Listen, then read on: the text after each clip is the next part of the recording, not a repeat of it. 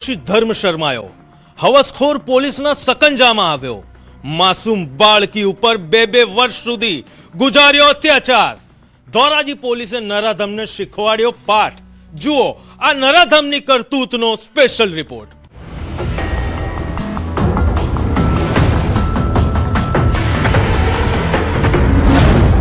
પાડોશમાં પાંગરેલી પાશવી હવસ।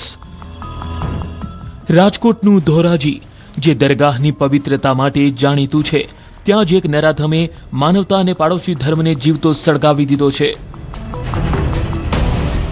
હનીફ નિયાઝુભાઈ ફકીર નામના આ શખ્સે જે કૃત્ય કર્યું છે તે સાંભળીને કોઈ પણ પિતા કે ભાઈની મુઠ્ઠીઓ વળાઈ જાય। એક 12 વર્ષની ફૂલ જેવી માસૂમ બાળકી જે હજુ દુનિયાને સમજે તે પહેલા જ આ હેવાને તેને પોતાની હવસનું સાધન બનાવી દીધી।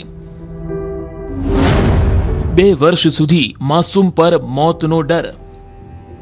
આ મામલો માત્ર એક વખતનો નથી, પણ છેલ્લા 2 વર્ષથી ચાલતા માનસિક અને શારીરિક શોષણની પરાકાષ્ઠા છે। આ શખ્સ બાળકીના ઘરનો ફેમિલી ફ્રેન્ડ હતો, એટલે કે ઘરનો જ માણસ માનીને પરિવાર તેના પર ભરોસો કરતો હતો।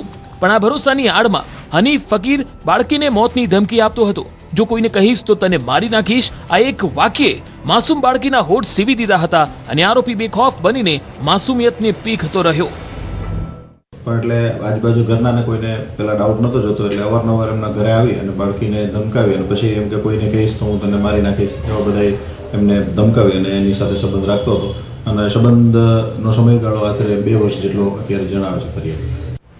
પાપનો ઘડો ભરાયો અને જ્યારે પરિવારને આ શૈતાની હકીકતની જાણ થઈ ત્યારે તેમના પગ નીચેથી જમીન સરકી ગઈ।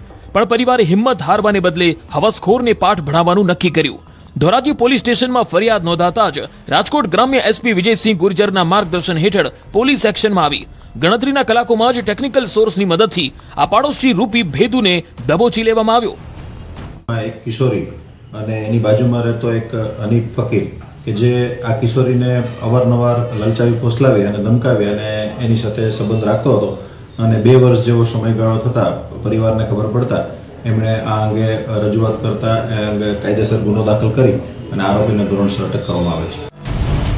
પોલીસ દ્વારા આરોપી પર બીએનએસની કલમ 64, 65 અને પોક્સો એક્ટની કલમ 6 હેઠળ ગુનો નોંધી જેલ ભેગો કરી દેવાયો છે। પોલીસ હવે એ તપાસી રહી છે કે શું આ હેવાને બીજી કોઈ માસૂમ જિંદગી પણ બરબાદ કરી છે। ધોરાજીની આ ઘટના સમાજ માટે એક ચેતવણી છે કે તમારા ઘરની આસપાસ ફરતા શુભચિંતકોના મહોરા પાછળ ક્યાંક કોઈ શૈતાન તો નથી છુપાયેલો ને। જેતપુરથી મુના